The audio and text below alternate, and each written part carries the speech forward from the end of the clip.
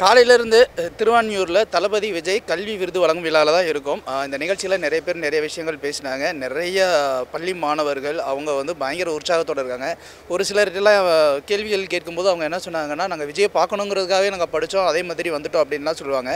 So எது எப்படியோ இந்த முன்னெடுப்பு வந்துட்டு மாணவர்களுக்கு ஒரு உத்வேகத்தையும் உற்சாகத்தையும் கொடுத்துருக்கு அப்படின்னு தான் நம்ம சொல்லி ஆகணும். ஆனால் இதில் என்ன பார்த்தீங்கன்னா, பள்ளி மாணவர்கள் பெரும்பாலானோர் எல்லாருமே எப்படின்னா தனியார் பள்ளியும் இருக்கட்டும் சரி, அரசு பள்ளிகளாக இருக்கட்டும் சரி, மாணவர்கள் இருக்காங்க. பட் ரேஷியோ வைஸ் பார்க்கும்போது அரசு பள்ளி மாணவர்கள் வந்து ரொம்ப குறைவாகவே இருக்காங்க.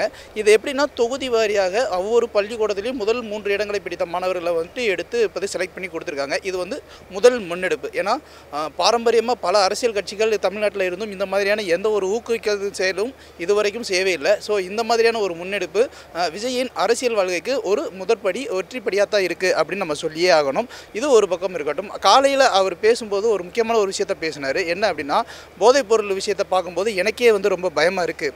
ஸோ இதை வந்து தடுத்தே ஆகணும், இதுக்கு ஏதாவது ஒரு வழிகள் செஞ்சே ஆகணும் அப்படிங்கிற மாதிரி ஒரு விஷயம். ஸோ நீங்கள் வந்து அதுக்கு வந்து ஒழுக்கமாக இருங்க, உங்களுடைய நண்பர்கள் யாராவது வந்து அந்த மாதிரி போதை பழக்கத்துக்கு அவங்க வந்து விடுபடுத்துங்க அப்படின்ற ஒரு விஷயத்தை சொன்னார்.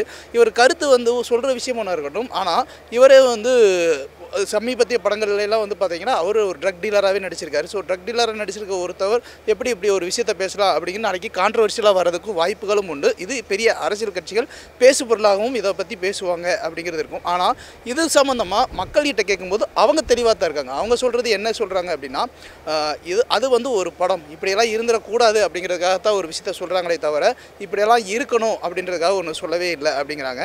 விமர்சகர்கள் பார்வையில் இது வந்து எப்படி இருந்தாலும் ஒரு நல்ல நடிகனை பார்த்து ஃபாலோ பண்ணுறவங்க ஃபாலோ பண்ணிக்கிட்டு தான் இருப்பாங்கன்னு சொல்கிறாங்க. ஸோ காலையிலேருந்து நடக்கிற ஒவ்வொரு நிகழ்ச்சியிலையுமே வந்து அதே மாதிரி சமூக ஊடகத்தை பற்றி அவர் வந்து ஒரு முக்கியமான ஒரு விஷயத்தை பேசியிருக்காங்க. ஊடகம் வந்து நல்லவங்களை கெட்டவங்களாகவும் கெட்டவங்களை நல்லவங்களாகவும் பிரதிபலிக்கிற மாதிரி இருக்குது. ஸோ இது எல்லாத்தையுமே வந்து நீங்கள் தான் வந்து ஜாக்கிரதையாக பார்த்து புரிஞ்சுக்கிறணும் அப்படிங்கிற ஒரு விஷயத்தை சொல்லியிருக்காரு. ஸோ ஊடகம் இங்கே நிறைய பொய்யான வாக்குறுதிகளை கொடுக்குது அப்படிங்கிற ஒரு விஷயத்தையும் மறைமுகமாக சொல்லியிருக்காரு. அதே மாதிரி இந்த மேடையில் வந்து முக்கியமாக இன்னொரு விஷயமும் சொல்லியிருக்காரு. என்ன அப்படின்னு பார்த்தீங்கன்னா, இப்போ இருக்கிற நம்ம அரசியல் தலைவர்கள் யாருமே வந்து சரியில்லை அப்படின்னு சொல்கிறதுக்கு இது சரியான மேடை இல்லை, இந்த ட்ரக் டீலில் தடுக்கிறதுக்கு நல்ல அரசியல் கட்சிகள் இல்லை அப்படின்னு சொல்கிறதுக்கு இது மேடை இல்லை, அதை பற்றி பேசுகிறதுக்காகவும் நம்ம இங்கே வரல, நம்ம படித்தவங்களுக்காக கொடுக்கலாம் அப்படின்னு சொல்லுவாங்க. அப்போ மறைமுகமாக இங்கே அரசியல் தலைவர்கள் யாருமே சரியில்லை அப்படிங்கிற அந்த ஒரு விஷயத்தையும் இங்கே விஜய் அவர்கள் பதிவு பண்ணியிருக்காங்க. இந்த பதிவு பண்ணுறதுல இன்னொரு முக்கியமான ஒரு விஷயம் நம்ம பார்க்க வேண்டியது இருக்குது. சமீபத்தில் இந்த கள்ளக்குறிச்சி சம்பவத்தினால விஜய் அவர்கள் தன்னுடைய பிறந்த நாளை வந்து தவிர்த்த ஒரே காரணத்தினால ஜூன் 22 மற்ற அனைத்து கட்சியினருமே அவருக்கு வந்து வாழ்த்துக்கள் சொல்லும் பட்சத்தில் திமுக மட்டும் அவருக்கு எந்த ஒரு வாழ்த்தும் செய்யவே இல்லை. திமுகவின் பாரம்பரிய குடும்பத்தை சார்ந்த பெரிய தலைவராக இருக்கட்டும் சரி, சின்ன தலைவராக இருக்கட்டும் சரி, வருங்கால தலைவர்களாக இருக்கட்டும் சரி, எந்த தலைவர்களுமே வந்து அங்கே வாழ்த்து சொல்லவே இல்லை அப்படிங்கிறது ரொம்ப குறிப்பிடத்தக்க செய்தி. ஏன் இதை நம்ம பதிவு பண்ண வேண்டியது இருக்குது அப்படின்னா, மற்ற தலைவர்களாக ஏதோ ஒரு பக்கம் ஆதரவு தேவைப்படும் அப்படின்னு எதிர்பார்க்கும் பட்சத்தில் இவங்க எல்லாருமே வந்து திமுக இப்போவே முடிவு பண்ணிட்டாங்களோ, ஒருவேளை தமிழக வெற்றிக்கழகம் நமக்கு ஒரு எதிர்க்கட்சி கட்சியாக அமையும் அப்படின்னு ஒரு முடிவு பண்ணியிருக்கலாம். இல்லை தமிழக வெற்றி கழகம் திமுக ஒரு எதிர்க்கட்சியாக இருக்கலாம் அப்படிங்கிற அந்த ஒரு முடிவாக கூட இருக்கலாம்.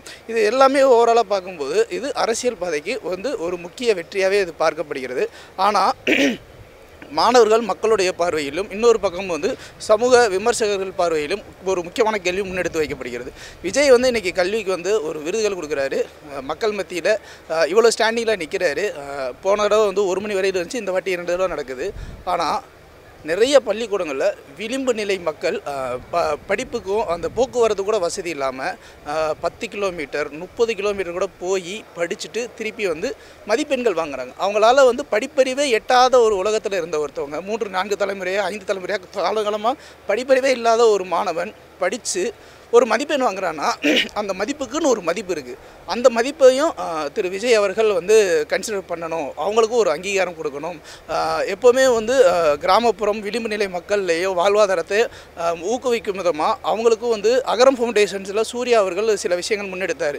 அதாவது எங்கெங்கெல்லாம் பள்ளிக்கூடத்தில் படிப்பறிவு இல்லாத விளிம்பு நிலை மக்கள் இருக்காங்களோ அவங்களுக்கெல்லாம் ஒரு ப்ராசஸ் பண்ணி அதுக்கப்புறம் செலக்ட் பண்ணி அகரம் ஃபவுண்டேஷன் மூலமாக அவங்களுக்கு படிப்பு செலவை ஏற்று அவங்கள படிக்க வச்சார். ஸோ அந்த ஒரு முன்னெடுப்பு மாதிரியும் விஜய் அவர்கள் விளிம்பு நிலை மக்களுடைய வாழ்க்கைக்கும் அதே மாதிரி வந்து புறந்தள்ளப்பட்ட மக்களுடைய வாழ்க்கைக்கும் அதே மாதிரி இடம்பெயர்ந்த மக்கள், அதாவது இலங்கை வங்காளதேசம் இன்னும் சில பிற மாநிலங்கள் சில நாடுகளிலிருந்து ஒதுக்கப்பட்ட புறக்கணிக்கப்பட்ட மக்களுக்கும் படிப்புக்கும் வாழ்வாதாரத்துக்கும் வந்துட்டு வித்திடும் விதமாக ஏதாவது செஞ்சார் அப்படின்னா அவருடைய அரசியல் வாழ்வுக்கு ஒரு ஸ்ட்ராங் ஃபவுண்டேஷனாக இருக்கும் அப்படின்னே நம்ம சொல்லலாம். அதே மாதிரி ஒரு அரசியல் கட்சி நிகழ்வு அப்படின்னு ஒன்று யோசிக்கும் போது நமக்கு என்ன தோணும் அப்படின்னா, அரசியல் கட்சினா ஒரு கோஷம் ஒரு கூட்டம் அதே மாதிரி வந்து நிறைய பேர் வருவாங்க. ஆனால் ரொம்ப அமைதியாக ரொம்ப பீஸ்ஃபுல்லாக ரொம்ப சைலண்ட்டாகவே தான் இந்த ஈவெண்ட் நடந்துக்கிட்டே இருக்குது. ரொம்ப பக்கா அரேஞ்ச்மெண்ட்ஸ் ஆர்கனைசேஷன்லாம் செம்மையாக இருக்குது. மீடியாவுக்குன்னு ஒரு ஒதுக்குப்புறமாக ஒரு இடங்கள் கொடுக்குறாங்க, மாணவர்களுக்குன்னு ஒரு இடம் கொடுக்குறாங்க, அதே மாதிரி வந்து சமையல் கட்டுக்குன்னு ஒரு இடம் கொடுக்குறாங்க, டைனிங் ஹாலுக்குன்னு ஒரு இடம் கொடுக்குறாங்க. 6 மணியிலேருந்து இது வரைக்குமே வந்து ஒரு சின்ன சத்தம் கூட இல்லவே இல்லை. அந்த அளவுக்கு ரொம்ப பீஸ்ஃபுல்லாகவும் அதே மாதிரி ரொம்ப அமைதியாகவும் ரம்மியமான சூழலையுமே நடந்துக்கிட்டே இருக்குது.